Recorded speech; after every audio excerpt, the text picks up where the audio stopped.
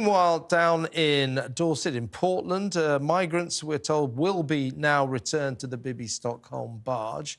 I mean, this barge, does it matter that much? It's only 500, or is it fewer than 500 migrants anyway? It's become very sort of totemic, hasn't it? Everybody talking about it. There's 140,000 asylum seekers in this country right now waiting to be processed. And we're talking about a floating hotel for about 450 of them. Why are we so obsessed with this barge? I think you're right that it's become symbolic of Tory ineptitude when it comes to addressing the migrant crisis. Well, no, but of course, Rishi Sunak in January, he came out and he said that he was going to stop the boats, which was synonymous with optimistic. Exactly.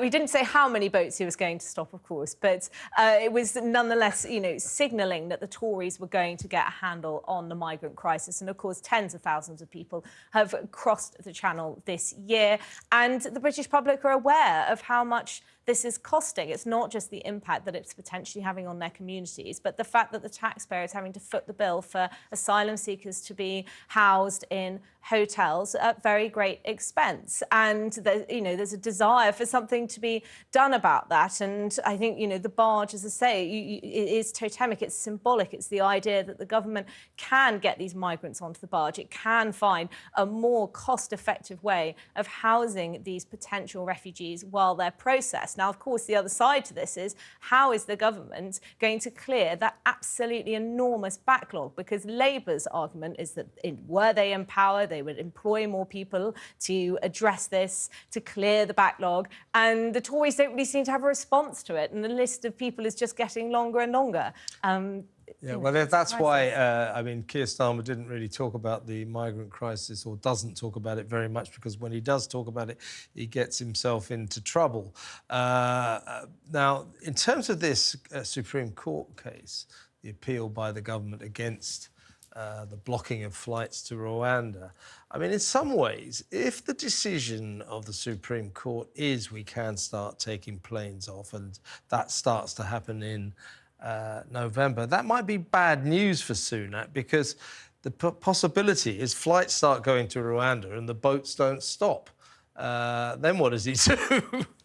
Well, I think the hope is that this would be a significant deterrent to people wanting to come here. If the people smugglers cannot guarantee that they will arrive in the UK safely, that they will be processed, and that their asylum application has a high chance of being approved, and they can therefore set up a life for themselves here in Britain, then perhaps that trade becomes less lucrative. Perhaps fewer people are going to try and come across the Channel illegally in order to claim asylum. Perhaps they might try and come through legal routes, although that's another area that the Tories have got to address, because the net migration figure last year was 600,000. This is absolutely, enormous numbers of people who are coming to the UK by legal and illegal means. But no, nonetheless, I think it's important that the Tories can get the Rwanda plan off the ground. We saw earlier in the summer just how desperate they were, because they were suggesting that they might also try and send asylum seekers to Ascension Island as well, which was an idea regurgitated from 2021. Yeah. So you can see that the government is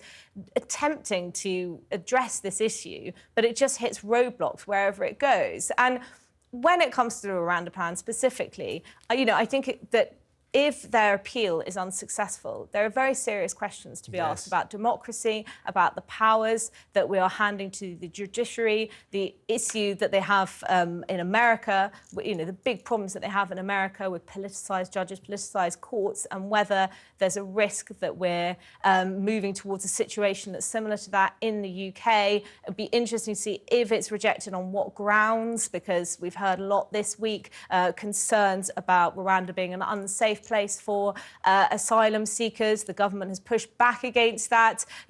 We'll see what they conclude. But at the moment, if it's rejected, it's extremely awkward for the Conservatives.